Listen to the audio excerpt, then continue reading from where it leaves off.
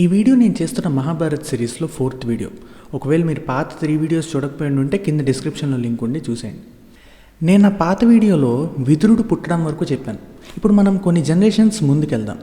పాండురాజు కొడుకు అర్జునుడు, అర్జునుడు కొడుకు అభిమన్యుడు, అభిమన్యుడు కొడుకు పరీక్షిత్, పరీక్షిత్ కొడుకు జనమేజయుడు. ఈ వీడియోలో నేను చెప్పబోయే కథ జనమేజయుడి టైంలో జరిగిన ఒక కథ.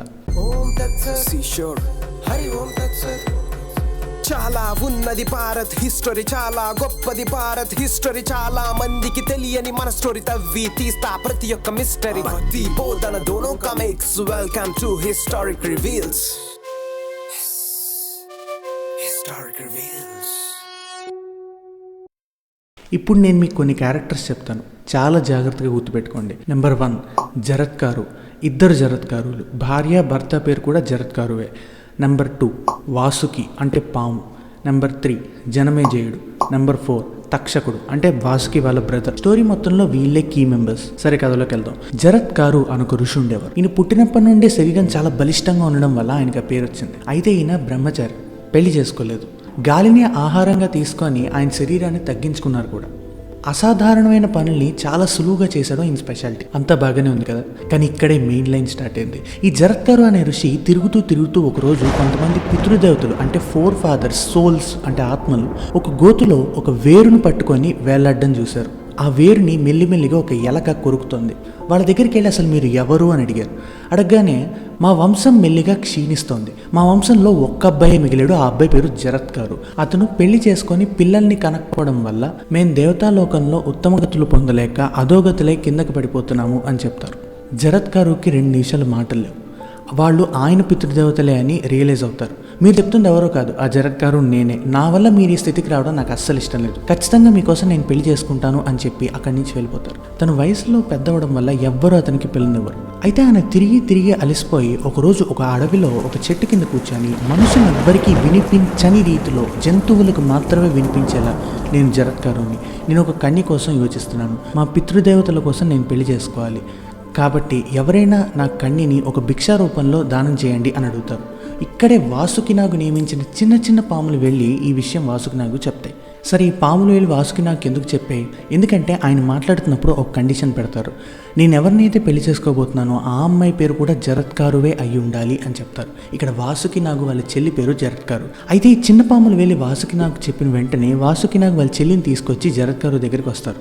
మా చెల్లి పేరు కూడా జరత్కారువే, మీకు అభ్యంతరం లేకపోతే మా చెల్లిని పెళ్లి చేసుకోండి, తనని నేను పోషిస్తాను, మీరు జస్ట్ పెళ్లి చేసుకొని సంతానం కనేది చాలు అని చెప్తారు. సరే, నాకు ఒక కండిషన్ ఉంది, ఏ రోజు మీ చెల్లి నాకు ఎదిరించి మాట్లాడకూడదు, ఒకవేళ ఎదిరిస్తే నేను అట్నుంచటే ఆ రోజే వెళ్ళిపోతాను అని చెప్తారు. అసలు ఇక్కడ వాసుకినాగుకి తనకి తానుగా వెళ్ళి తన చెల్లిని పెళ్లి చేసుకోమని అడగాల్సిన అవసరం ఏంటి? ఎందుకంటే వాసుకి వాళ్ళ చెల్లికి సంతానం కావాలి. ఎందుకంటే ఆ సంతానమే ఈ పాముల కుటుంబం మొత్తాన్ని ఒక శాపం నుంచి కాపాడేది. ఇంతకీ ఆ శాపం ఎవరు ఇచ్చారు? వాసుకి వాళ్ళ అమ్మే ఇచ్చింది. ఎందుకు? ఈ క్వశ్చన్ పార్క్ చేసి పెట్టుకోండి, నెక్స్ట్ వీడియోలో ఖచ్చితంగా ఎక్స్ప్లెయిన్ చేస్తాను. అయితే జరత్కారు ఋషికి ఈ జరత్కారు అనే అమ్మాయికి పెళ్ళయింది. అంత బాగానే ఉంది. చాలా రోజులైన తర్వాత ఒక రోజు ఈ జరత్కారు అనే ఋషి వాళ్ళ ఆవిడల్లో పడుకున్నారు. క్వైట్ కామన్ కదా, నో ఇట్స్ నాట్. ఎందుకంటే అది సాయంత్రం సమయం, సంధ్యావందనం చేయాలి, కానీ ఈయన చేయకుండా వెళ్ళి పడుకున్నారు. సో ఇప్పుడు ఆయన్ని లేపితే కోపం వస్తుంది, లేకపోతే అధర్మం అవుతుంది. జరత్కారు వాళ్ళ ఆవిడికి ఏం చేయాలో అర్థం కాలేదు. కాసేపు ఆలోచించిన తర్వాత కోపం కంటే ధర్మమే గొప్పదని చెప్పి ఆయన్ని లేపుతుంది. యాజ్ ఎక్స్పెక్టెడ్ జరత్కారుకి చాలా కోపం వస్తుంది. సూర్యుడు అసలు నేను అగ్నిహోత్రం ఇవ్వకుండా అస్తమించడానికి సంగతి నాకు బాగా తెలుసు, అయినా నువ్వు లేపి నా నిద్ర నన్ను డిస్టర్బ్ చేస్తావు, సో నేను వదిలేసి వెళ్ళిపోతున్నాను అని చెప్పి వాళ్ళ ఆవిడ ఎంత బతిమాలడానికి ట్రై చేసినా అస్సలు వినరు.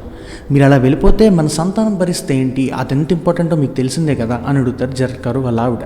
సంతానం గురించి అయితే నువ్వు కంగారు పడాల్సిన అవసరం లేదు, ఖచ్చితంగా కొన్నాళ్ళలో నువ్వు గర్భవతి అవుతావు అని చెప్పి ఆయన అక్కడి నుంచి వెళ్ళిపోతారు.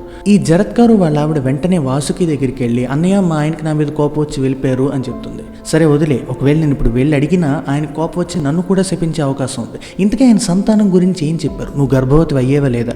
ఇలా అడుగుతున్నానని తప్పుగా అనుకోకు, నీకు పుట్టి కొడుకే మనందరినీ రక్షిస్తాడు, అందుకే అడుగుతున్నాను అని వాసుకినాగు అడుగుతాడు. నాకు సంతానం ఖచ్చితంగా కలుగుతుంది అని ఆయన చెప్పారు అని ఈవిడ చెప్తారు. అది చాలు, వాసుకి హ్యాపీ.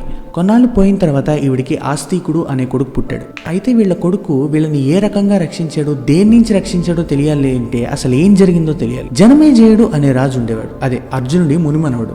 ఈ జనమేజయుడు అనే రాజు ఒకరోజు మంత్రులందరినీ పిలిచి అసలు మా నాన్న పరీక్షిత్ ఎలా చనిపోయారో, ఆయన బతికుండగా అసలు ఏం జరిగింది అని అడిగారు. అప్పుడు మంత్రులు స్టోరీ స్టార్ట్ చేశారు. పరీక్షిత్ మహారాజు ఒకరోజు రాజ్యాలన్నింటినీ మాకు అప్పచెప్పి వేటకు వెళ్ళారు. వేటకు వెళ్ళినప్పుడు ఒక జింకని వేటాడడానికి ట్రై చేశారు. ఆయన బాణం వేసినా ఆ జింకకు తగలలేదు. తగలకపోయేసరికి దాని వెనకాల పరిగెడుతూ వెళ్ళారు, కానీ ఆ జింక ఎక్కడ దొరకలేదు. ఈయన పరిగెడుతూ ఒక ఆశ్రమం దగ్గరికి వెళ్ళాడు. ఆ ఆశ్రమం దగ్గర ఒక ముని మౌనంగా కూర్చొని తపస్సు చేసుకుంటున్నాడు. ఆ ముని మౌనవ్రతంలో ఉన్నారు. ఆయన మౌనవ్రతంలో ఉన్నారన్న సంగతి పరీక్షిత్ మహారాజుకు తెలియకపోవడం వల్ల ఆ మునిని ఈ పరీక్షిత్ మహారాజు ఇటువైపు ఒక జింక్ వచ్చింది, నువ్వు చూసావా అని అడుగుతారు. మౌనవ్రతంలో ఉండడం వల్ల ఆ ముని రిప్లై ఇవ్వడు. రాజుకి రిప్లై ఇవ్వలేదు అనే కోపంతో ఆ మునిని ఎలాగైనా అవమానించాలని చెప్పి ఒక చచ్చిన పావుని ఆ ముని మెడలో వేసి ఆయన అక్కడి నుంచి వెళ్ళిపోతాడు. కాసేపు పోయిన తర్వాత శృంగి అనే ఈ ముని యొక్క కొడుకు అక్కడికి వచ్చాడు. తన తండ్రి మెడలో ఒక చచ్చిన పావును చూసి అవమానం కింద ఫీల్ అయ్యాడు. ఎవరైతే నా తండ్రి మెడలో ఈ చచ్చిన పావుని వేశారో సరిగ్గా 7 రోజుల్లో అదే పాము కాటుతో చచ్చిపోతారు అని శాపం ఇస్తారు. మౌనవ్రతం నుంచి బయటకు వచ్చిన ముని తన కొడుకు కోపాన్ని అర్థం చేసుకొని తన శిష్యుల్లో ఒకరిని పిలిచి రాజుకు వెళ్ళి ఈ విషయం చెప్పిస్తారు. 6 రోజులు గడిచాయి. 7వ రోజు తక్షకుడు పరీక్షిత్తుని కాటు వేయడానికి వస్తున్నాడు.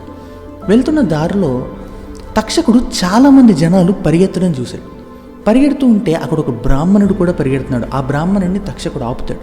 ఆపి బ్రాహ్మణోత్తమ, మీరందరూ ఎందుకు ఇలా పరిగెడుతున్నారు అని అడుగుతాడు. ఈరోజు మా పరీక్షిత్ మహారాజు చనిపోబోతున్నారు. అతను ఒక పాము కాటు వేయబోతోంది. నేను అతన్ని పాము కాటు నుంచి రక్షించగలను అని ఈ బ్రాహ్మణుడు చెప్తాడు. నేనే ఆ తక్షకుడిని, నేనే కాటు వేయబోతున్నాను. అంటే నేను కాటు వేసినా సరే నువ్వు బతికిస్తావా? ఏరి ట్రై చేద్దామని చెప్పి పక్కనే ఉన్న ఒక చెట్టుకి కాటు వేస్తాడు. వేయగానే ఆ చెట్టు మొత్తం మంటలెక్కి మాడి మసైపోతుంది. వెంటనే అప్పుడు ఆ బ్రాహ్మణుడు ఒక మంత్రం చదువుతాడు. అంతే, చెట్టు మళ్ళీ ఎలా ఇదివరకు ఉందో అలా తయారైపోతుంది. అంటే ఆ చెట్టు మొత్తానికి మళ్ళీ ప్రాణం వస్తుంది. తక్షకుడు ఒక్క నిమిషం షాక్ అయ్యాడు. అసలు నీకు రాజుని కాపాడితే ఏమొస్తుంది అని బ్రాహ్మణుడిని అడిగాడు. ఏమొస్తుందండి? డబ్బు బంగారం వస్తుంది, అది నాకు కావాలి అని చెప్తాడు. ఆ డబ్బు బంగారం నేనే ఇస్తాను, నువ్వు ఇక్కడి నుంచి వెళ్ళిపో అని చెప్పి బంగారం ఇచ్చి ఆ బ్రాహ్మణుడిని అక్కడి నుంచి పంపించేస్తాడు. పంపించిన తర్వాత వెళ్ళి పరీక్షిత్ మహారాజుని కాటు వేసి చంపేశాడు. సో మంత్రులు ఇలా చెప్తారు జనమేజయుడికి. అప్పుడు జనమేజయుడికి ఒక డౌట్ వస్తుంది. అక్కడ బ్రాహ్మణుడికి తక్షకుడికి జరిగిన కాన్వర్జేషన్ మీకెలా తెలిసింది అని అడుగుతాడు. కరెక్టే కదా, ఒకవేళ వీళ్ళు అక్కడ ఉండుంటే బ్రాహ్మణుడిని తక్షకుడు వెళ్ళిపోయాక మళ్ళీ తీసుకొచ్చి బతికించవచ్చు, కానీ అలా చేయలేదు కదా, మీకు ఎలా తెలిసింది అని అడిగారు. అడగగానే కరెక్ట్గా తక్షకుడు కాటు వేసే టైంలో ఎండుకట్టెల కోసం ఒకడు ఈ చెట్టెక్కి నించున్నాడు. తక్షకుడు కాటు వేసే టైంలో తను చచ్చిపోయాడు. కాకపోతే బ్రాహ్మణుడు మంత్రం చదివినప్పుడు తను మళ్ళీ బతికాడు. కానీ తన చెట్టు మీద ఉన్న సంగతి బ్రాహ్మణుడికి కానీ ఆ తక్షకుడికి కానీ తెలియదు. ఆ వ్యక్తి రాజ్యానికి వచ్చి వీళ్ళందరికీ ఇన్ఫార్మ్ చేశాడు అని చెప్తారు. అంతే, పాములన్నిటి మీద జనమేజయుడికి పట్టరాని కోపం వచ్చింది. సో పాముల మీద పగ తీర్చుకోవడానికి జనమేజయుడు ఏం చేశాడు?